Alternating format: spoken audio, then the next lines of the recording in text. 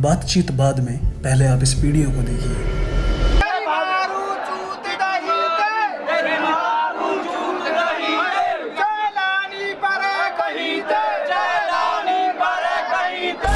अरे पहले दूर दूरबीन से देखने दो, कौन सी भाभी को चोरो चुत्ता, कौन सी की लंबी झाट है। या भाभी को चोरो चुत्ता, या की लंबी झाट। इस वीडियो में क्या हो रहा है अगर आपको नहीं समझ में आया तो मैं बताता हूँ। यह वीडियो है वृंदावन के ब्रिज की लठमार होली की, जिसमें कुछ लोग अपनी भाभी, साली, सास और बहू से कुछ इस प्रकार की भाषा का प्रयोग करते हुए दिख रहे हैं जो आजकल की वेश्याओं के लिए किया जाता है। और बूढ़ी डोकरी की चूत सड़क पे बन गई रे, बूढ़ी डोकरी की चूत सड़क पे बन गई। और तो और पूरी पोयम तैयार की गई है। खैर मुझे इसमें कोई दिलचस्पी नहीं है, कोई अपने परिवार को कैसे भी ट्रीट करे। मुझे दिलचस्पी है ये सब हो क्यों रहा है। इससे ज्यादा चौंकाने वाली बात क्या है कि ये सब कर कौन रहा है। नमस्कार दोस्तों, और आज हम बात करेंगे वृंदावन की एक ऐसी सच्चाई के बारे में जिसके बारे में लोग नहीं चाहते कि आप जाने। तो तैयार रहिएगा, या तो भगवान से विश्वास हट ही जाएगा या फिर सच के भगवान में दिल लग जाएगा।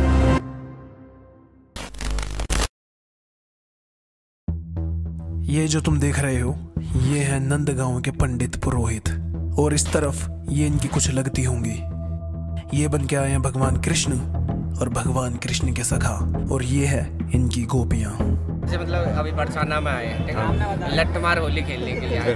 जो गोपियों को छेड़ते हैं वो किस तरह से छेड़ते हैं आप लोग?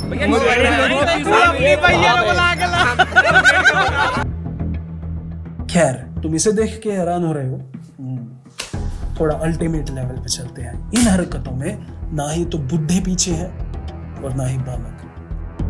बाल्टी में बाल्टी और बाल्टी में दही, बाल्टी में बाल्टी और बाल्टी में दही, भाभी ऐसी चोरी भैया ने कही वो।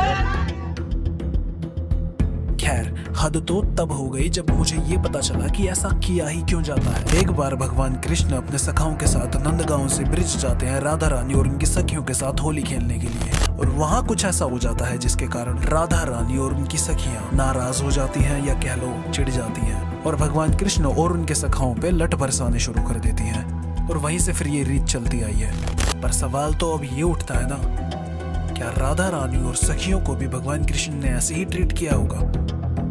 जवाब है नहीं। इसके लिए मुझे कोई किताबें, पुराण, कहानियां पढ़ने की आवश्यकता नहीं है। एक ऐसे व्यक्ति जो योगेश्वर के नाम से जाने जाते थे, एक ऐसा अस्तित्व जो ऐसी महिलाओं से विवाह करता है जिसे समाज ने ठुकरा दिया था। क्यों विवाह करता है? उनकी इज्जत समाज में बनी रहे, उनका सम्मान बना रहे। एक ऐसा अस्तित्व जो महिलाओं के सम्मान के लिए महाभारत जैसा युद्ध करवा सकता है। क्या वो अपनी भाभी जो माँ समान होती है, सास जो माँ समान होती है, साली जो बेटी या बहन समान होती है, उनके लिए ऐसे शब्दों का प्रयोग करेगा? फिर क्यों? अगर कोई व्यक्ति अपने ही घर की महिलाओं के लिए ऐसे शब्दों का प्रयोग कर रहा है तो उसकी मानसिकता वहां आने वाली श्रद्धालु महिलाओं के लिए कैसी होगी, वहां आने वाली परदेशी महिलाओं के लिए कैसी होगी?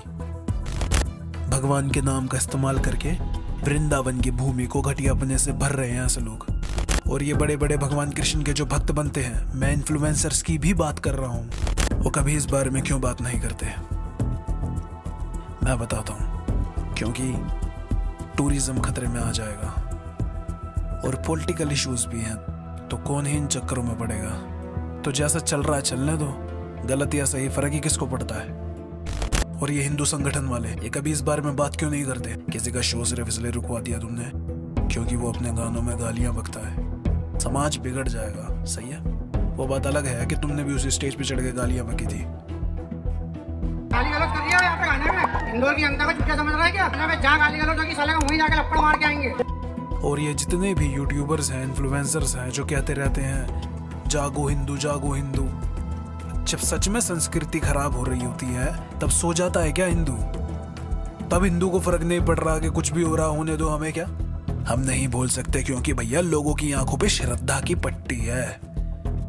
इस भीड़ से लड़ेगा कौन? इस भीड़ को जगाएगा कौन? हम बस उन्हीं चीजों के बारे में बात करेंगे जहां हमारे पीछे भीड़ चलेगी, जहां हमें कुछ बुरा फेस नहीं करना पड़ेगा, जिसके खिलाफ नहीं हो सकते हम। तभी तो कोई मंदिरों में चल रहे VIP दर्शनों के बारे में बात नहीं कर रहा। और हाँ, तुम्हें अगर लग रहा है ये तो वहां की रीत है, तू इस बारे में क्यों बात कर रहा है भाई? ये भी देख लो।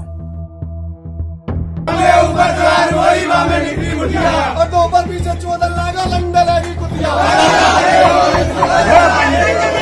हर गाली के बाद भगवान का नाम, हर गाली के बाद भगवान का नाम। इस वीडियो को देखने के बाद एक ही चीज समझ में आ रही है कि भगवान की कहानियों को इस तरह से तोड़ मरोड़ के पेश किया गया कि उसमें अपनी हवस फिट हो जाए और कोई कुछ बोल भी ना पाए।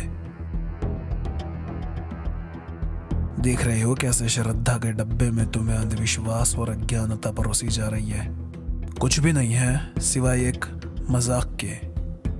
हिंदू करने वाले ही सबसे ज्यादा मजाक बना रहे हैं संस्कृति का। हिंदू गायब हो जाएगा अगर संस्कृति नहीं रही तो। अंग्रेजों ने भी यही किया था, अब काले अंग्रेज भी यही कर रहे हैं। खुद की संस्कृति पहले खत्म कर दो, देश तो अपने आप हो जाता है। किसी को भी नहीं फर्क पड़ता कि संस्कृति कहाँ जा रही है, किसी को भी नहीं फर्क पड़ता कि चीजें कहाँ गायब हो जाएंगी। अभी भी वक्त है इंसानों, जाग जाओ। और अगर ये वीडियो देख के भी समझ नहीं आया तो दोस्त, तेरा मेरा सफर यहीं तक था। सब्सक्राइब मत करियो।